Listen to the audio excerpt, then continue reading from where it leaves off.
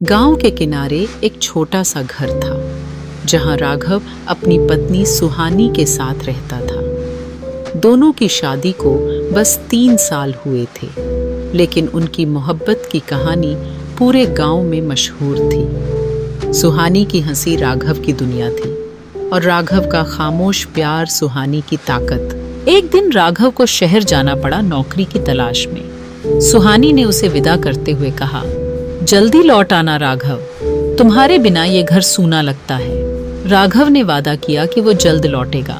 दिन बीते, फिर हफ्ते और फिर महीने, लेकिन राघव का कोई खत नहीं आया। सुहानी हर रोज दरवाजे पर बैठी डाकिये का इंतजार करती, लेकिन निराशा ही हाथ लगती।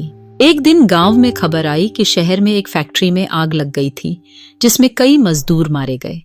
सुहानी का दिल डूब गया। वो दौड़कर गांव के पोस्ट ऑफिस पहुंची और राघव का हाल जानने की कोशिश की, लेकिन कोई खबर नहीं मिली। देरी था। अकेलेपन और डर के बीच सुहानी ने उम्मीद नहीं छोड़ी।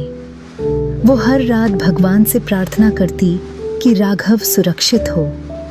कुछ महीने बाद सुहानी को एक चिट्ठी मिली।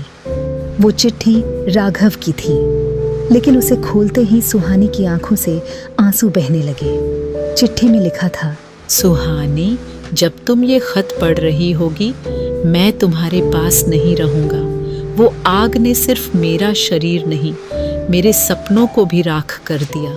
मैं जानता हूँ कि मैं तुम्हारे बिना अधूरा हूँ, लेकिन मैं चाहता था कि तुम्हारा भविष्य उज्जवल हो। मैं तुमसे बहुत प्यार करता हूँ और मेरी आखिरी सांस तक करता रहूंगा।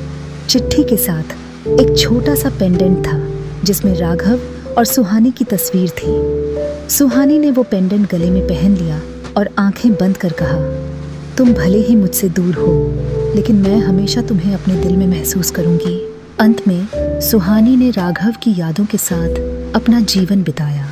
उसने हर दिन उस प्यार को जिया जो समय से परे था। यह कहानी हमें सिखाती है कि सच्चा प्यार कभी खत्म नहीं होता, चाहे दुनिया कितनी भी बदल जाए।